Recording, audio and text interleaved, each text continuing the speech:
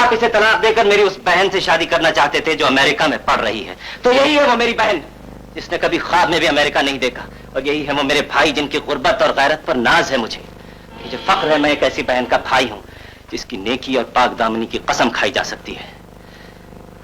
आप तलाक देना चाहते हैं, इसे शौक से दीजिए, लेकिन ये मत भूलिए आपकी बहन मेरी बीवी है और मैं भी उसके साथ वही सलूक कर सकता हूं जो आप मेरी बहन के साथ करना चाहते हैं। मैं भी तलाक दे सकता हूं इसे। नासिर, नासिर, ऐसी बात जुबान से मत निकालो।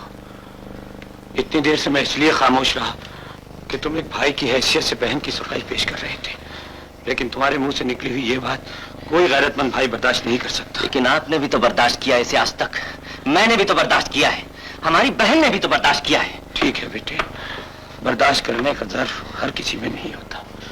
और फिर तू ये क्यों भूल गया है कि इशरत अमजद की बहन ही नहीं, मेरी बहू भी तो है। जो कुछ इन्होंने किया इनका ज़र्फ जाने, हम वही करेंगे जो हमारा ज़मीर हमें इजाज़त देगा।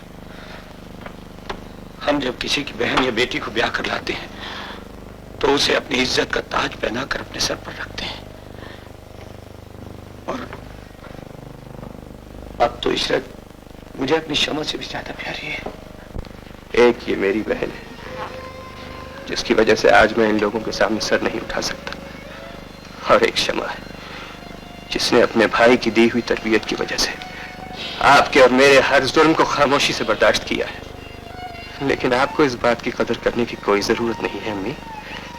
आप तो जैसे भी हो सके और मॉडर्न हो जाइए, सोसाइटी में और बुलंद मकाम बना लीजिए और ऊंचा स्टेटस बना लीजिए, इसलिए कि आज के बाद आपके पास सिर्फ आपका स्टेटस होगा, आपका बेटा नहीं होगा। अमजद बेटे, मैं अपनी गलती मानती हूँ कि मैं झूठी शान और शौकत को हमेशा तरजीह देती रही और अच्छे इंसानों की कभी कदर नहीं की।